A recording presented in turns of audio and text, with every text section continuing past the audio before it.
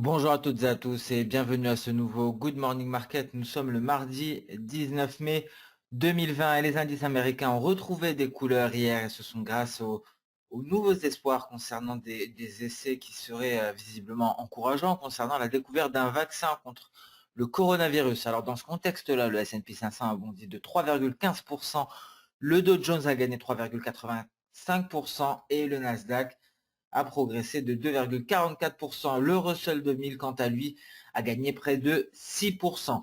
Et c'est une ambiance d'optimisme qui s'est même prolongée pendant les heures de session asiatique avec le Nikkei et le S&P ASX 200 australien qui gagnent environ 2%. Le Kospi coréen, lui, s'échange à 2,3%. Et les contrats à terme sur le DAX sont en légère hausse, tandis que les contrats à terme sur les indices américains sont à l'équilibre, sont stables. Un petit point sur le coronavirus avec un nombre de cas confirmés qui s'élève à présent à 4 894 233. Le nombre de décès est passé à 320 181. Le nombre de cas de guérison s'élève à 1 908 65. Le nombre de décès aux États-Unis a dépassé les 90 000. À noter que le Brésil est devenu le quatrième pays le plus touché et a dépassé le Royaume-Uni avec 255 368 cas. Alors, un événement, une entente qui a permis, qui a favorisé l'appétit pour le risque et qui a permis une impulsion haussière sur l'euro-dollar, c'est cette entente entre la France et l'Allemagne concernant le plan de relance en réponse au coronavirus, un plan de relance d'une valeur de 500 milliards d'euros. À noter également que Donald Trump a déclaré qu'il pourrait geler définitivement le financement de l'OMS et reconsidérer l'adhésion des États-Unis, à moins que l'OMS ne prouve son indépendance vis-à-vis de la Chine. Et Jérôme Powell, qui a déclaré que la Réserve fédérale américaine maintiendra ses taux d'intérêt bas jusqu'à ce que l'économie se remette sur les rails. Mnuchin, quant à lui, a déclaré qu'il s'attendait à une amélioration de l'état de l'économie américaine au cours du second semestre. Concernant la déclaration de Jérôme Powell, nous allons en parler lorsque nous allons aborder le calendrier économique. Et la Chine, donc escalade des tensions entre la Chine et l'Australie, avec la Chine qui annonce des droits de douane de 80% sur les importations d'orge australienne. Et nous avons pris connaissance des minutes de la RBA. Les banquiers centraux préfèrent donc attendre de constater les effets des mesures de relance récemment adoptées avant de prendre de nouvelles décisions concernant la politique monétaire. Et au Moyen-Orient, nous avons pris connaissance de rapports indiquant, faisant état d'attaques de missiles dans ce que l'on appelle la zone verte de Bagdad. Et c'était pendant la nuit. À noter que l'ambassade américaine est située à proximité. Et nous allons nous intéresser à présent au calendrier économique. Alors aujourd'hui, deux événements importants. Tout d'abord, le discours de Jérôme Powell. Alors, ce qu'il faut savoir, c'est que nous avons d'ores et déjà pris connaissance du texte de ce discours. Ça a d'ores et déjà été publié dans la nuit. Donc, à noter que le discours en lui-même sera un non-événement. Il n'aura pas d'impact sur les marchés. Ce que dira Jérôme Powell, c'est simplement que les taux resteront bas jusqu'à ce que l'économie se remette sur les rails. Donc c'est ce que je vous annonçais donc lorsque nous avons fait une revue de l'actualité économique et financière, cette déclaration de Jérôme Powell qui n'a toujours pas été déclarée, si je puis dire. Il le déclara aujourd'hui à 16 heures. Simplement le texte a été publié dans la nuit. Donc voilà pour le point central du calendrier économique, mis à part le rapport de l'API sur les stocks de pétrole à 22h40. Alors pourquoi ce sera un point central aujourd'hui? Donc c'est le jour, c'est l'échéance du contrat à terme sur le WTI. Souvenez-vous, le mois dernier, c'est à ce moment-là que nous sommes passés en territoire négatif à près de moins 40 dollars. Donc c'est aujourd'hui, nous prendrons connaissance du rapport de l'API sur les stocks de pétrole avec un WTI qui a fortement progressé à la hausse. Donc voilà pour les deux points clés de la séance. Mis à part ça, ce matin à 11 h, nous prendrons connaissance de l'indice en Allemagne pour le mois de mai. On s'attend à une publication à 32 points. Précédemment, celle-ci était de 28,2 points.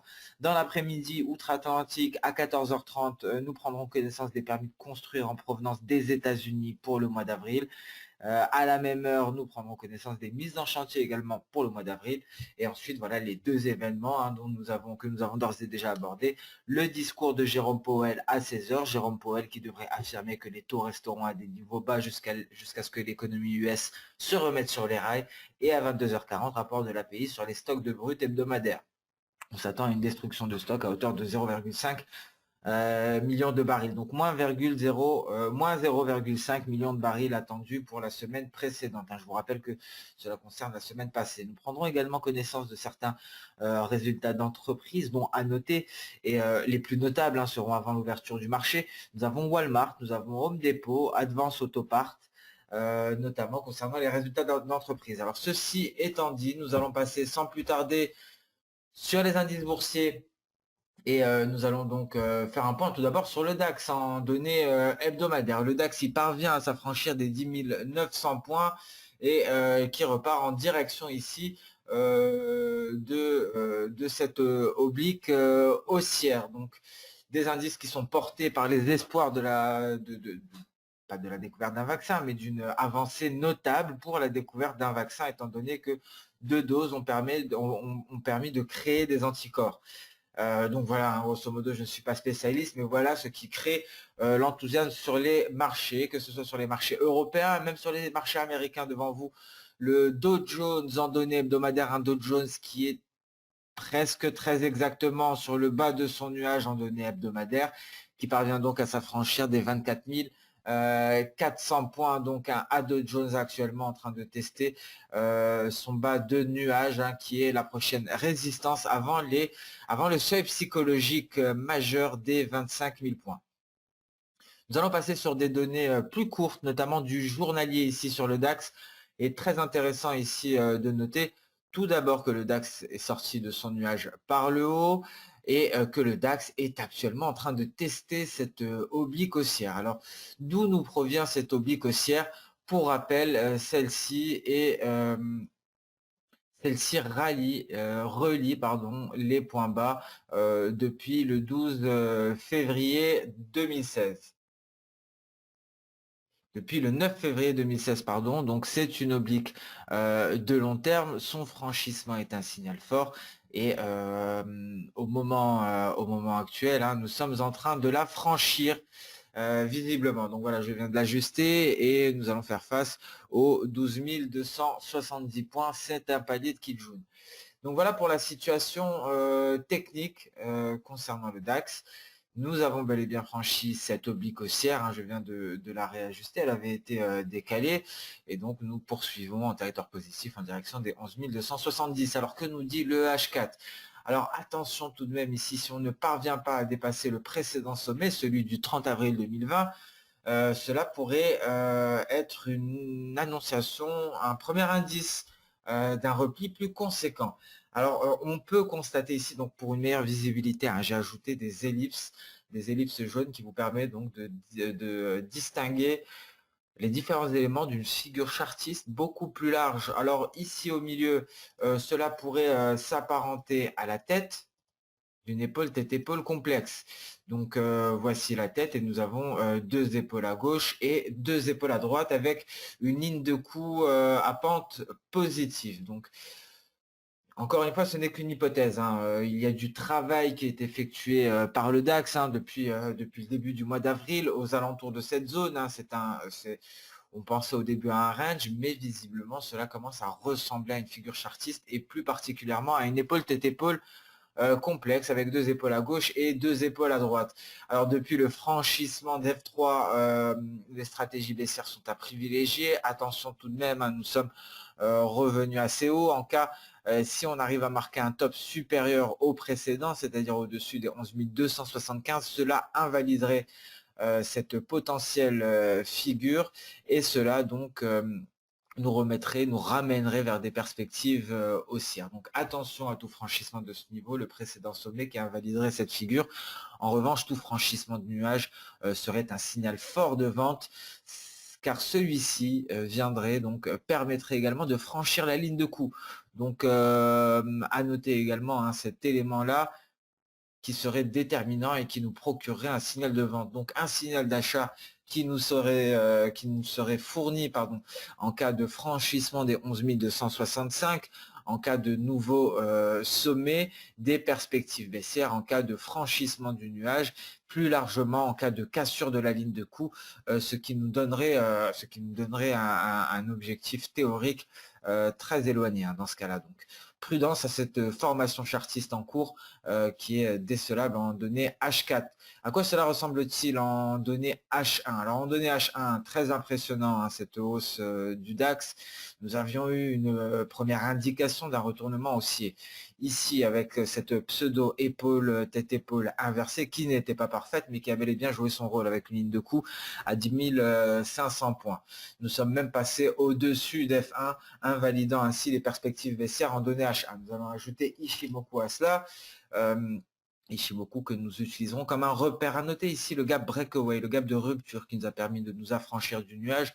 Nous avons atteint notre objectif à 10 800 pour poursuivre à la hausse. Donc ici, ce qu'il est intéressant de noter, à partir de la dernière impulsion haussière sur cette ligne de coup, nous avons eu 2 vagues en N successives. Nous sommes actuellement sur la seconde vague en N qui nous a permis d'aller rallier les 11 222. Nous allons donc tout naturellement nous y intéresser à cette deuxième vague, une vague qui a débuté très exactement au breakout d'F1. Vous pouvez le voir ici, elle a débuté au moment où cette vague-ci a terminé, a pris fin.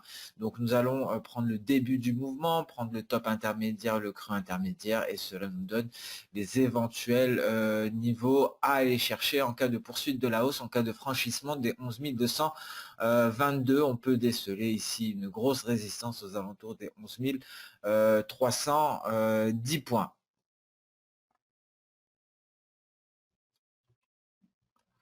Voilà, donc un peu plus de précision, je retire ici cette mèche et je me base très exactement sur le breakout d'F1 pour le début de ma vague. Je retire également la mèche à ce niveau. Voilà, donc c'est beaucoup plus précis. Donc ici, attention à toute invalidation du franchissement de ce niveau, les 11 180. Ça affaiblirait grandement les perspectives haussières. Tant qu'on reste au-dessus, c'est pour aller chercher les 11 340. Dernier rempart avant le seuil psychologique des 11 400. Ensuite, la ligne de force E, 11 471. Donc voilà pour ce N haussier. Précédemment, il y en avait un. Je vais également prendre le temps de le tracer, qui a débuté ici sur la ligne de coup pour aller marquer un top intermédiaire à ce niveau-là et un creux intermédiaire ici, un objectif qui a été atteint très exactement à 10 900 points. Donc voilà, nous avons à présent décanté ce mouvement, donc une dernière vague en N qui n'a toujours pas été déployée dans son ensemble. Simplement, la ligne qui nous donne le signal a été franchie. Nous sommes peut-être en train d'invalider ce franchissement. Donc voilà pour le DAX en données intraday et pour les niveaux à garder sous surveillance. Nous allons passer à présent sur le CAC 40 en données journalières, un CAC 40 qui après la sortie de son biseau ascendant par le bas est venu en test, en pullback. Donc il revient tester la borne inférieure de sa figure. Voilà, donc peut-être ainsi une figure un peu plus précise. Voilà, donc pullback sur la borne inférieure de son biseau ascendant en données journalières. Nous sommes à l'intérieur du nuage. Nous avons hier refranchi NT, ce qui invalide tous ces objectifs théoriques. Donc je supprime le rayon, je range les projections qui seront bien entendu valables par la suite en cas de sortie du nuage par le bas. Pour l'heure, c'est invalidé, étant donné que nous avons franchi à la hausse hier les 4435 points. Nous sommes à l'intérieur du nuage, donc à l'équilibre. En données intraday, on peut voir ici, nous avons franchi cette oblique baissière, une oblique qui relie les derniers sommets, donc perspective haussière pour le CAC 40. Pour cela, il faudrait franchir les 4560, c'est le précédent sommet. Nous allons ajouter Ishimoku sorti donc du nuage par le haut.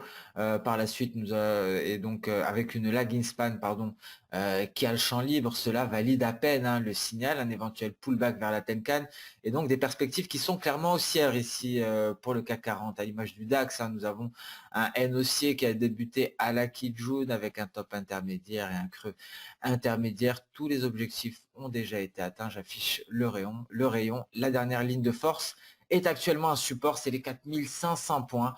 Si on les franchit à la baisse, c'est pour aller chercher les lignes de coût que nous avons franchies avec succès précédemment. Donc voilà pour le CAC 40 avec ce N haussier. Nous sommes peut-être en train d'invalider le franchissement de seuil psychologique à 4500. La dernière ligne de force mais des perspectives qui restent haussières. Si on arrive à sauvegarder le seuil psychologique des 4500, ce serait pour aller rallier les 4560. La zone des 4560 précédent sommet avant les 4580 qui sera le dernier rempart avant donc les 4700 points. Et sur les indices américains en données journalières, donc ici un graphique qui regroupe le Nasdaq, le Dow Jones et le CAC 40, on voit cet effet vaccin qui est clairement décelable ici graphiquement. Donc c'est un graphique qui regroupe trois graphiques différents, vous l'aurez compris, et c'est à partir de ce moment-là où nous avons pris connaissance du vaccin. On peut voir la réaction imminente des indices, que ce soit aux États-Unis ou en Europe, avec un Nasdaq qui arrive à s'affranchir des 9300 points, un Nasdaq qui est à des niveaux très élevés, qui est exactement en train de tester un précédent support, c'était le support du début de mois de février, que l'on peut constater ici, et le support qui a servi d'impulsion en vue d'aller marquer les derniers records sur le Nasdaq. Donc en cas de franchissement de ce niveau qui était support est devenu résistance, ça ouvrirait la voie au récent record. Donc assez étonnant, mais le vaccin a considérablement amélioré le sentiment, mais le Nasdaq est clairement le plus avantagé, le plus fort dernièrement, on le voit ici, isolé en données journalières. Nous sommes sur ce niveau, c'est la résistance actuelle et c'était un précédent support au début du mois de février. Le S&P 500 est en train de tester également sa résistance à l'heure actuelle. S'il parvient à s'en affranchir en données journalières, c'est pour aller chercher, pour aller rallier les 3000 points, voire même les 3046 points en données journalières, avec également un Dow Jones. Alors, où est mon Dow Jones en données journalières? Le voici, qui fait également face à sa résistance à 24 700 points en données intraday. Le Dow Jones a franchi sa borne supérieure, est en train d'invalider le franchissement des 24 705. Vous pouvez le voir ici. Nous avions ce N haussier qui a validé tous ces objectifs, qui a allé chercher toutes ces lignes de force. Nous sommes allés chercher ici les 24 555 avec cette jambe haussière que nous sommes en train d'invalider peut-être pour repasser en dessous, mais des perspectives clairement haussières. Nous sommes allés chercher ce précédent sommet un plus haut, celui de la fin du mois d'avril 2020. Encore une fois ici, il y avait deux N haussiers qui ont permis de quadriller cette hausse. Un premier avec une dernière ligne de force E qui a été validée à 24 150 et la seconde vague en N aussi avec la dernière ligne de force E validée à 24 555.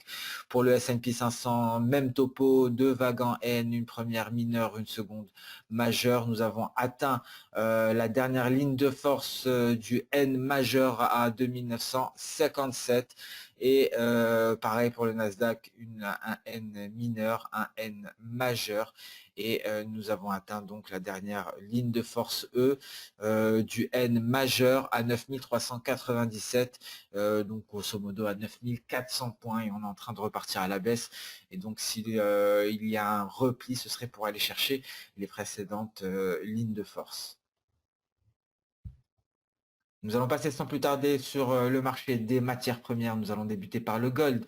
Le gold, donc, après avoir atteint un objectif, s'est replié, c'est fortement replié. Donc, visiblement, peut-être un pullback. C'est une situation que nous avons vécue précédemment. Nous allons le voir ici avec le rectangle en jaune. Souvenez-vous, lors de la précédente sortie du précédent triangle symétrique. Nous avions eu une belle poussée haussière avec un repli massif en vue d'aller chercher la borne supérieure du triangle symétrique, en vue d'un pullback. Donc on pourrait éventuellement s'attendre, en tout cas c'est un scénario fort probable, à un retour en direction de la borne supérieure de notre triangle symétrique en vue d'un pullback. Ici avant de repartir à la hausse, hein, un peu ce que nous avions observé précédemment lors de la sortie du nuage symétrique. Et donc visiblement ici nous allons trouver un nouveau point d'équilibre. Avant le point d'équilibre était à 1567, nous sommes passés à 1700 et ici le gold est en train de chercher son nouveau point d'équilibre en vue de construire sa prochaine impulsion haussière. Donc on attend deux scénarios, soit nous allons uniquement chercher la Tenkan et repartir à la hausse, soit nous allons aller chercher la Kijun pour effectuer un pullback sur la borne supérieure du triangle symétrique. En tout cas, en données intraday, l'hypothèse du pullback semble se préciser. Il y avait une ébauche ici de N haussier qui a été invalidée, hein. Nous sommes allés marquer un sommet supérieur à celui-ci. Il en est de même pour le creux. Donc, on va tenter de tracer un N temporaire, si je puis dire. Car si on marque, si on va jusqu'à la borne supérieure, il faudra changer nos niveaux. Pour l'heure, voici les différents niveaux. Ce qui nous donnera le signal, ce serait un franchissement des 1755 $ l'once. En cas de pullback sur la borne inférieure, le signal sera donné à 1777. Et donc, voilà tous les objectifs de cette ligne de force, les objectifs à éventuellement aller chercher. Donc pour le moment, c'est une chance qui est donnée aux retardataires, ceux qui n'ont pas pu peut-être entrer en position à la sortie de la figure chartiste, ou tout simplement ceux qui souhaitent conserver cette position sur le long terme. Le pullback est un excellent, offrirait un excellent point d'entrée en vue d'initier une position acheteuse sur le gold.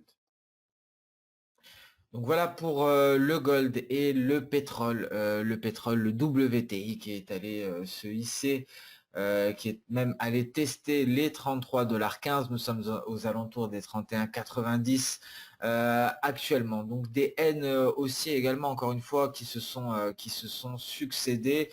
Il semblerait qu'il y a du travail actuellement, hein, pour le WTI. Le WTI qui est à l'intérieur d'un triangle symétrique, certainement. Je vous rappelle que le triangle symétrique ne nous indique pas le sens de la sortie, que c'est une séance capitale pour les pétroles. C'est le jour de l'échéance du contrat à terme de Front-Monte sur le WTI. Souvenez-vous, le mois dernier, c'est le moment où nous étions en territoire négatif pour les pétroles. Mais c'est une problématique que nous ne devrions plus rencontrer, étant donné que de grands ETF pétroliers on répartit leur capital sur plusieurs échéances. La pratique voulait que ceux-ci investissent uniquement sur les front-montes, donc les échéances les plus courtes, les plus rapprochées. À présent, le capital a été quelque peu réparti sur d'autres échéances, ce qui devrait empêcher donc d'assister à une configuration similaire à celle que nous avions à la situation que nous avons vécue le mois dernier.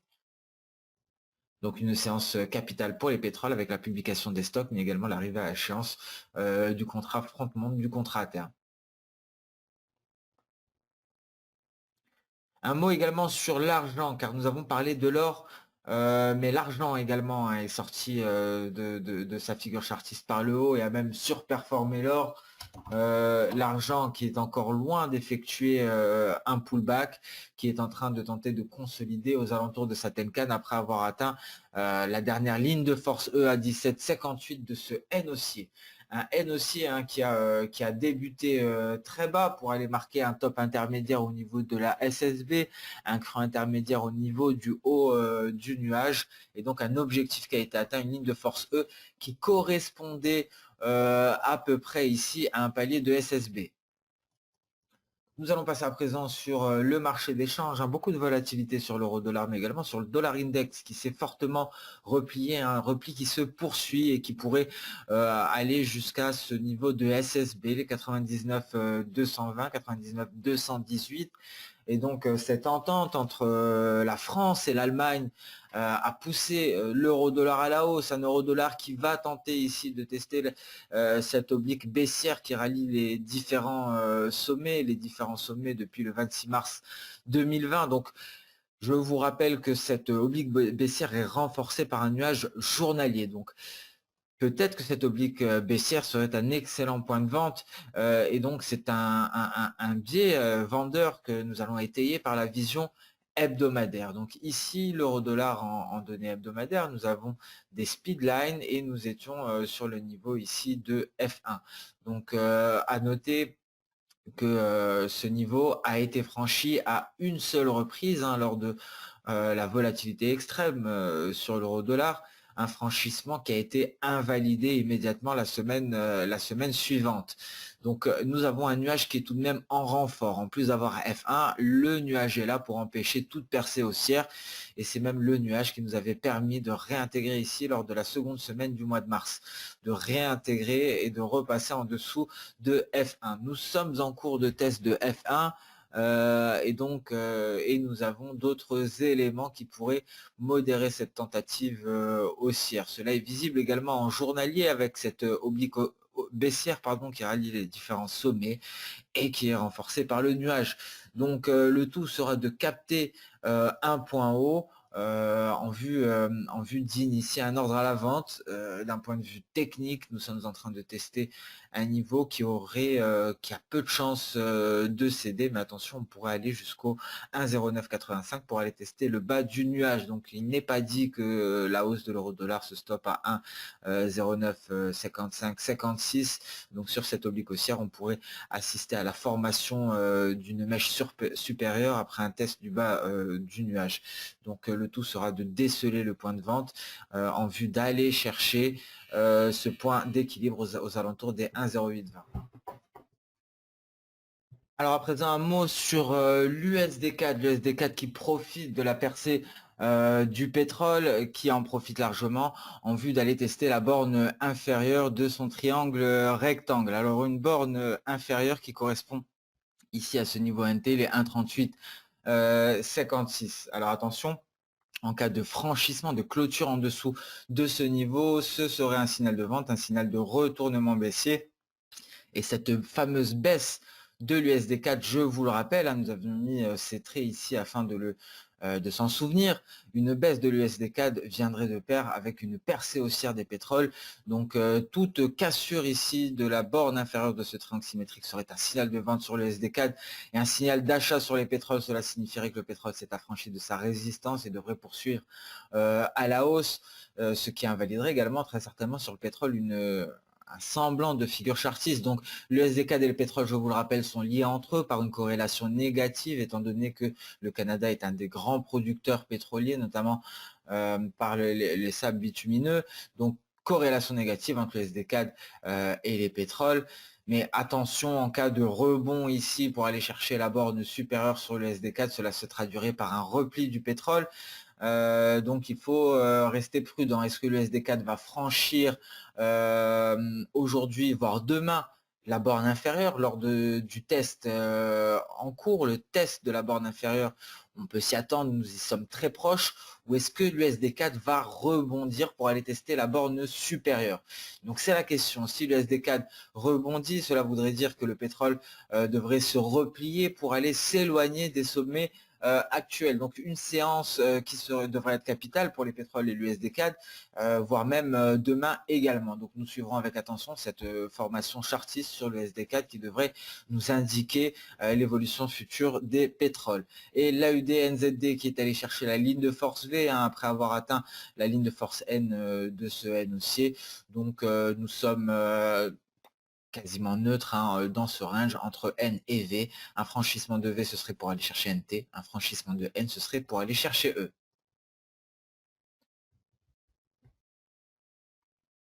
Et ce Good Morning Market touche à sa fin. Je vous remercie pour votre attention. Je vous souhaite donc une excellente journée, une excellente séance de trading. On se donne rendez-vous dès demain, le mercredi 20 mai, pour un nouveau Good Morning Market.